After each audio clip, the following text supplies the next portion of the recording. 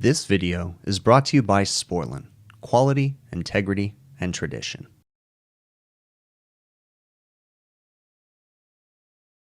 It's about 5 p.m.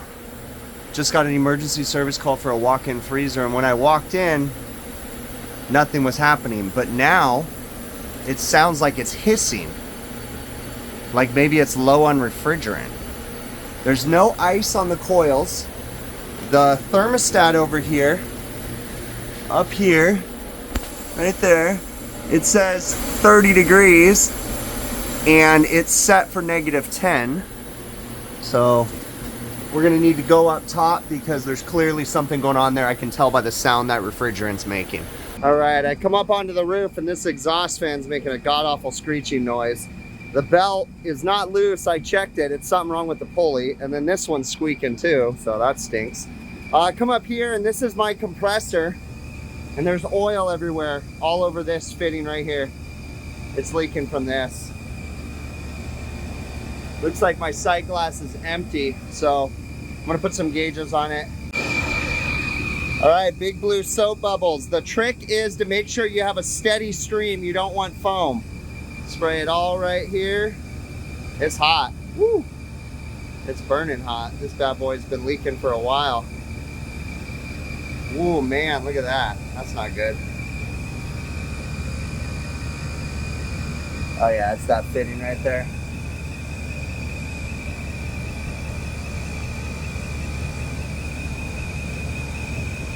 There it is.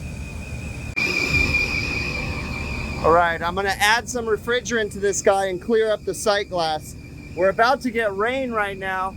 It's been raining all day. It's all wet everywhere, so I don't want to be stuck up here trying to change the dual pressure control because I'd have to recover the entire charge, dryer, all that good stuff. So we'll bring everything back with us. I'm gonna put gas in it for tonight. Looks like I got done just in time. It's all over my head.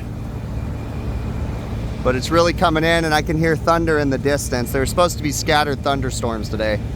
So we got some rain, but all right, we are back today. I'm currently fixing that guy right now, making that noise stop. We got someone getting some new belts and stuff, and there's a whole nother video for that. We are gonna fix this leak. Now, I mentioned in the previous video, I don't know if the audio turned it good or not, where I could use it, so you guys may already know this, or may not know this, but this customer is adamant that I start pulling equipment out of the refrigeration rack.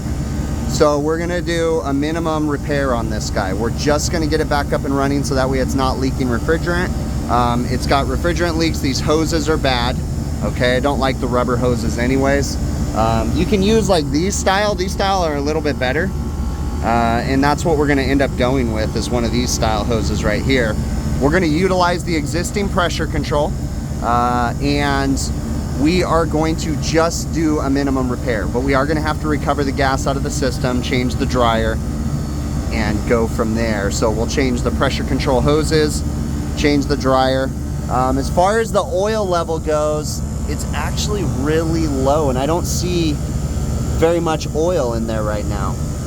So it started to come back when I was here the other day, but it's not in there right now. So we're probably going to add some oil to this guy too to get us by temporarily, until I can get them in a quote and properly move the condensing unit out of the rack. All right, now this was a brand new cylinder that was vacuumed down, but it's not at a low enough micron level for me to trust it. We are gonna be reusing the refrigerant that we pull out of that system to put into this tank. So we need to pull it down further to make sure it's where I want it to be and try to pull as much moisture out of this tank as possible.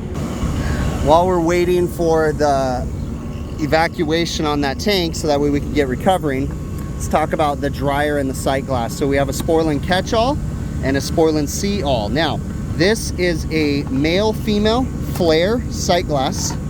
You look right here. It is going to couple directly up to the dryer, okay? I really dig on these things. The large sight glass that they have, they do a good job. It's showing that it has moisture because it's just been sitting in the box. We'll make sure that indicator changes color once it vacuums down and starts having refrigerant flow across it, okay? Always make sure that it has the copper gasket in it. Next thing on this dryer, you want to make sure that you are sized correctly, okay? So on the side, if you're wanting to add a dryer to a system, they actually have a sizing chart on the side. But you also want to make sure that if you're adding a bigger dryer, look at it, gives you the refrigerant, the amount of refrigerant that the dryer itself can hold, so that way if you need to compensate for anything. But always make sure that these things are sealed, protected. You don't want a beat up dryer, okay? Label's good. Keep the things on it as long as possible. That way you're keeping moisture out of this guy. So we're gonna open this guy at the very last minute, but we can assemble these things. And it's always important too, if you want more information about these, if you go to Sportland's website, you can find more information. I'll put a link in the show notes about the tech bulletin for the dryers, and it has a lot more information about the different style. Now this is a sealed core. They also have the cores themselves for the bolt-on dryers, or you could just add the core to it. Now what I got here is these hoses right here. These ones are from JB Industries, but they actually come with Schrader depressors. But here's the problem. I notice a lot of issues with these, okay? And that's when you have a discharge line and there's a Schrader this close to the outlet of the compressor, odds are when you go to take that off, that Schrader is going to be leaking like crazy, because they just get too hot and it melts the Teflon rings or whatever on the Schrader. So I don't ever put Schraders when the discharge is this close, or when the pressure control is this close to the discharge. Now if it was further down, like if we had a Schrader over here or something like that, I would consider putting a Schrader on there. But coming out of the compressor, it's not a good idea. So even if there is a Schrader, we'll take it out, but I doubt there's a Schrader underneath that. This thing is taking a bit. We already filled up recovery cylinder, a 50 pounder, but it doesn't hold 50 pounds. So when you figure it out, you can use the HVAC School app, but basically you do the calculations, the water column, the density of the refrigerant, the tare weight, and the maximum ambient temperature at which the tank will be stored, and there's a calculation you can do, and then it'll tell you how much refrigerant with room for expansion you can put in that tank. So we went ahead and did that one. This one right here, we ended up adding another one. We're filling it up right now. Now one thing we could be doing is we could have large diameter hoses on here. We're not in that big of a rush, but we use large diameter coming out of the gauges, and then from the gauges to the tank. So those are 3/8 inside diameter. They do speed up the process. Another thing you could do to speed up the process is you could connect to the vapor port on the top instead of the liquid port, because there's a dip tube going down in the tank that's smaller than a 1/4 inch. But other than that, I mean, we're moving. It's just taking a little bit. But we have the compressor contactor, we have power turned on, so that way the solenoid valves are open and it's moving. We can clearly see refrigerant dancing around in the sight glass as it's recovering it out of the system. So this guy just holds a lot of refrigerant is all. Kind of sucks that we got to do all this just to change a hose for a pressure control, We shut it off in positive pressure because we're going to do kind of a hot swap on this to not introduce a lot of moisture into the system. We're at about 6 PSI, but it's not really rising, 7 PSI. We're going to swap out the high side, the low side hose, then we're going to get in there and change the flare dryer. And then when it comes time to opening the system up though, we're going to end up front seating both of these valves to keep, and in fact I'll do that right now, and then that way we keep any potential moisture out of the compressor oil. By front seating these valves, it's going to stop the flow out of the compressor. When we're coupling the dryer, we're going to take a little bit of Nylog. Now Nylog is just like refrigerant oil with a higher viscosity than normal oil. We're just going to put a dab on the threads, not much, it doesn't take much.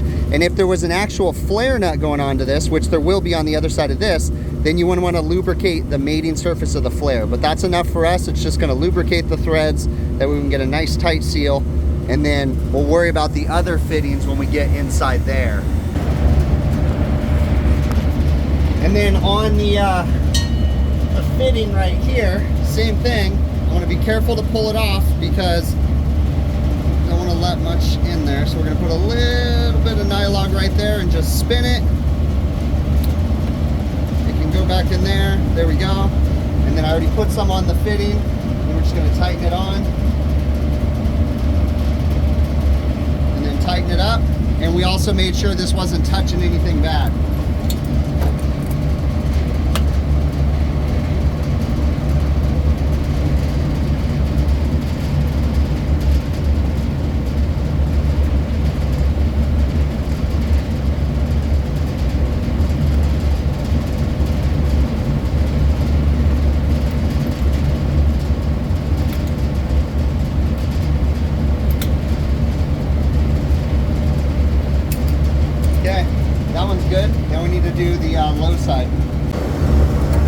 so we got the new catch-all and see-all, or sight glass and dryer. Catch-all and see-all, Sportland's just brand name. So we got that installed, nylogged up. It was still under slight positive pressure when we swapped it out, so that makes the evacuation go even easier. So now we're gonna hook up a vacuum pump, pull down a quick vacuum on it, nothing too crazy, and then start it up and charge it up. So this roto-lock valve right here was jacked up, and the threads were all rusted out really bad. This guy, Leslie Orm, sent this to me a while back. He calls it the Falcon Thread Fixer, and it's meant to cut the threads when they're damaged. You can do both sides. Pretty cool little tool. Gosh, I wish I knew his website, but just look up Falcon Thread Fixer. Or Leslie Orm is also very active in the supermarket groups on Facebook, because he's a supermarket guy. Gosh, I think he has a website. Gosh darn it, I can't remember what it is. But anyways, we've got the evacuation running. We are gas ballast open right now. We've got a micron gauge tucked way back there. I don't expect it to pull a really good micron level because there's still refrigerant boiling out of the system. So it's gonna happen inevitably, but we're just gonna let it run for a bit. All right, we are getting ready to charge this guy right now. We are gonna purge here and purge here and then purge here and here. Now when we open these, we're gonna open and just dump gas into the high side as much as it'll take, and then we'll be able to charge it in. So we're charging as much gas with the compressor not running into the high side, so that way we'll start it up once it won't take any more gas, and we'll put it into the low side and slowly, while the compressor's running, meter it in. At this point, we're gonna hit tear, so that way now we're zeroed out and everything we put in will be counted. While it's charging, I'm gonna take some of the big blue soap bubbles and we're gonna spray it clean right on that, make sure there's no leaks while we're charging it, just in case. Now you spray it on clear, not like that. You spray it on like that, it's defeating the purpose because this stuff detects micro leaks. So you spray it on there like that and it's nice and clear, so if you see clusters of bubbles, you know it's a leak. Bet you anything this is leaking. Right here, these stems always leak. So the stem's leaking. So that's stuff to understand, those stems always leak. So whenever you're doing evacuations, if it's really critical, you wanna make sure you cap those. All right. So we're just charging into the high side as much as it'll take. We've got about 9 pounds in so far.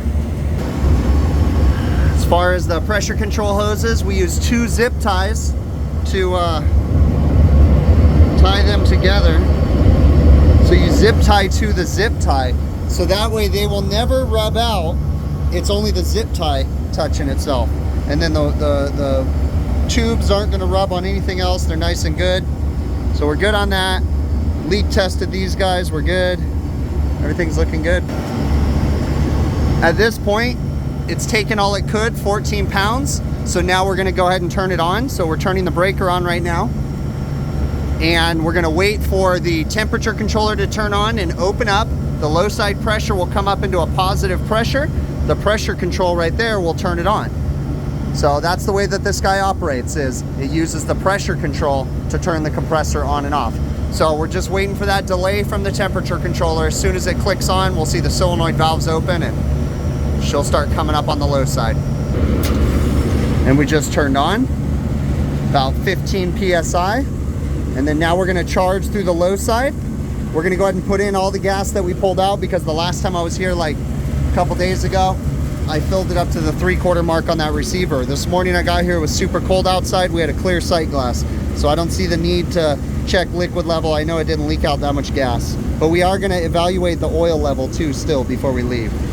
All right, well, our calculations weren't correct. I don't know what was going on. Something went funky with the scale, because I only put in 19, 20, 22 pounds of gas from both recovery cylinders. So there's no way the big one was full, no way.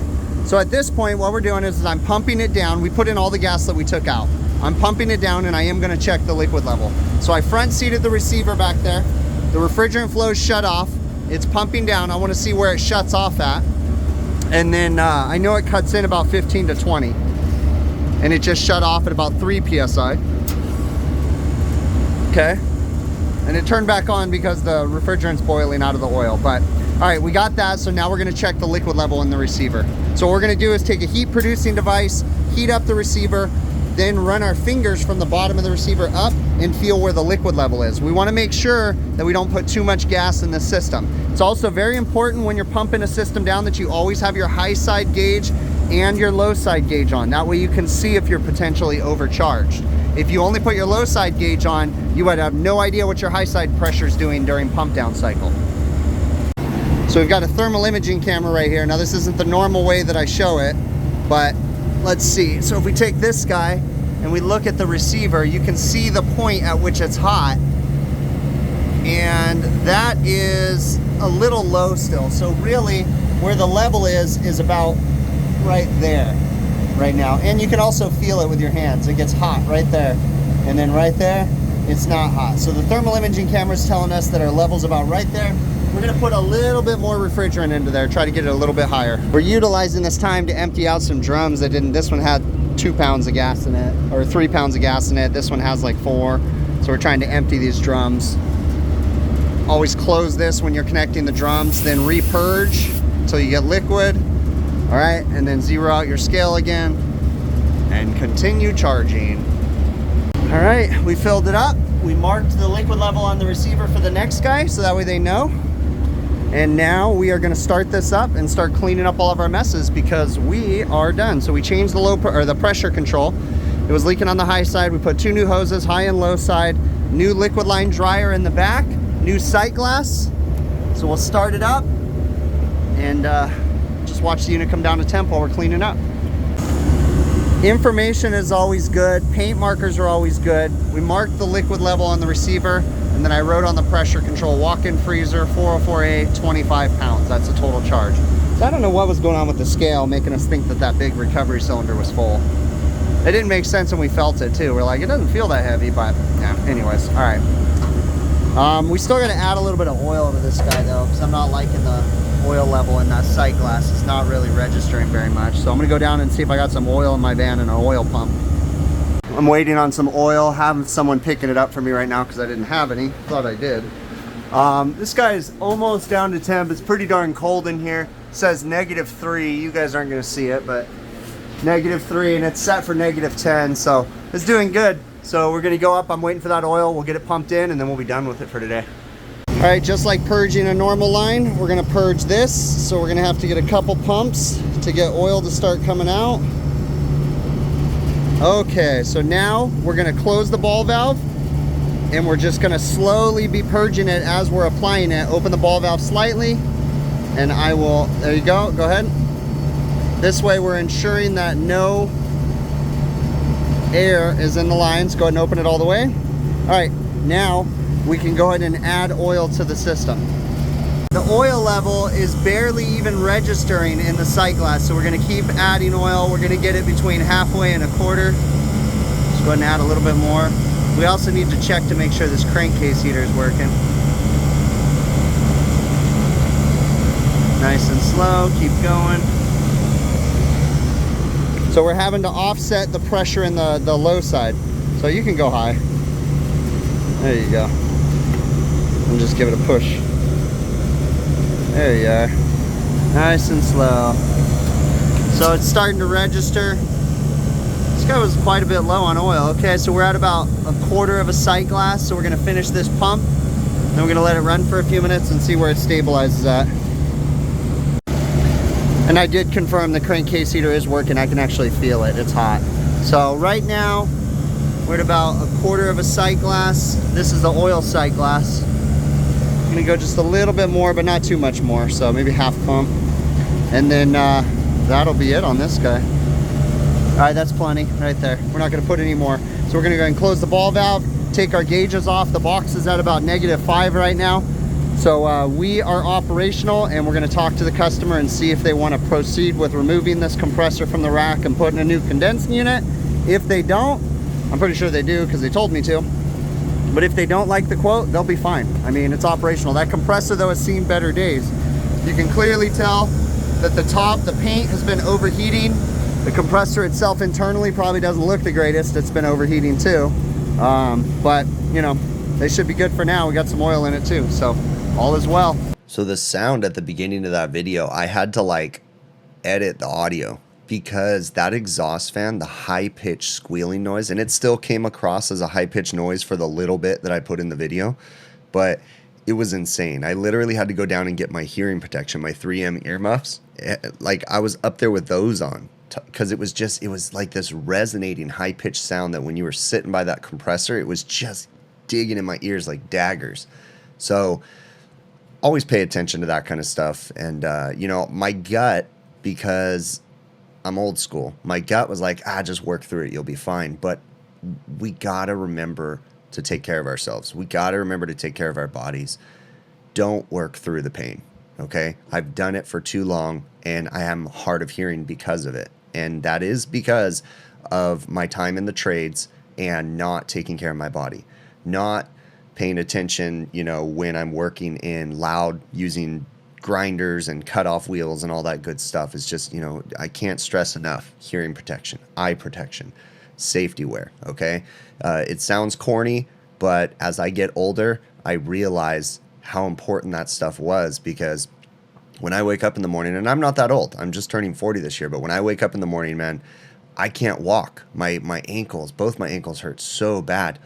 And it's all about the way that I abuse my body over the years, especially as a young person, because you feel like you're invincible as a young kid, right? So just take care of yourself, okay?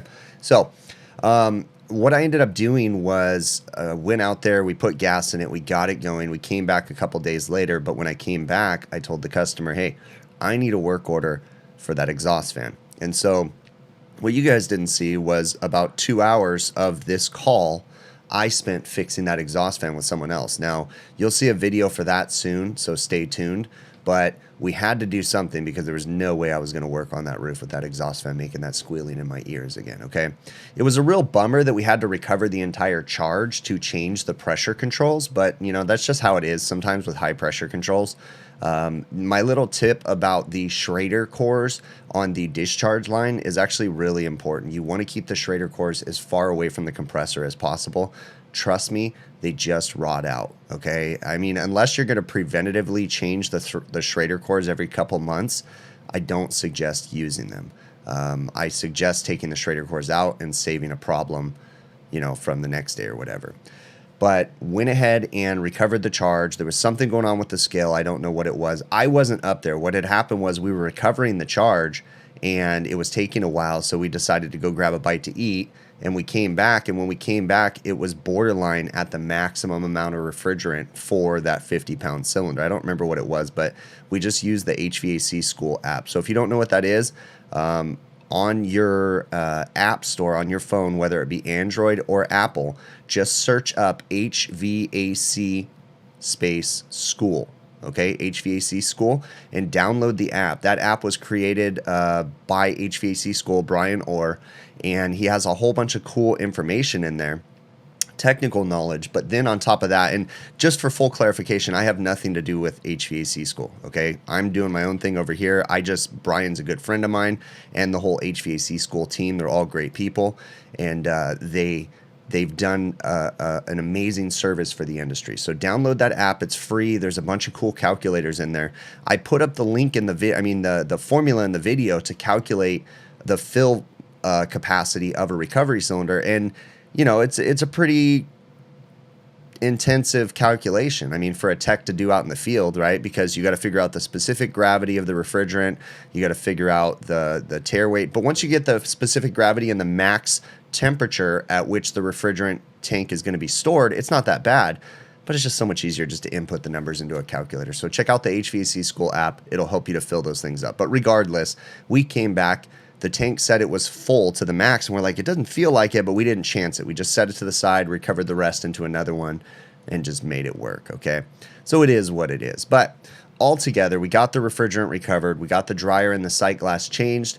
We got the pressure control hoses put back on, and that gained some life with this system until the customer makes a decision. Now, I haven't talked to them yet, but again, we're going to talk to them about pulling that equipment out of the rack, putting a new condensing unit on the other side. This particular customer doesn't like the condensers. They have these at several of their restaurants, and it's become a problem because as the condensers get old, they start to deteriorate, and it's a common condenser. So if we have a leak on the walk-in freezer, let's say that there's damage and the condenser needs to be replaced, well, we got to replace the condenser for every compressor in that rack because it's a common single slab condenser. It's not just like one little circuit's changed out. Got to change the whole thing. So they have since realized that that wasn't such a good idea, and they are asking us to pull that equipment out of the rack, size it appropriately. So that'll be maybe a video for another day when we do that. Maybe even we can go through the process of the load calculation, because I don't just go off of what the compressor is. I'm going to do my own load calculation, make sure everything is, you know, set up accordingly. So stay tuned. That'll probably come in the future. But I really do appreciate y'all making it to the end of the video. Thank you so very much. Remember, if you guys are interested in supporting the channel, the easiest way is simply just watch the videos. Really, that is the easiest way all the way through. If you want to financially support the channel, you can go to HVACRvideos.com. We have merchandise available on the website. It's a great way to help. If you're interested in purchasing any tools, go to TrueTechTools.com. I have an offer code Big Picture. That's one word. If you use that offer code, you get an 8% discount on majority of the items on their website. There's a few it doesn't apply to, but when you use the offer code, I get a small commission from that. So it's a great way to help the channel, right? Other ways to help support the channel: PayPal, Patreon, YouTube channel memberships. Those are all monthly commitments that you make to donate cash to the channel. Yeah, I mean, that's really it. I really, really appreciate you. Please consider subscribing if you haven't. I will catch you guys on the next one, okay?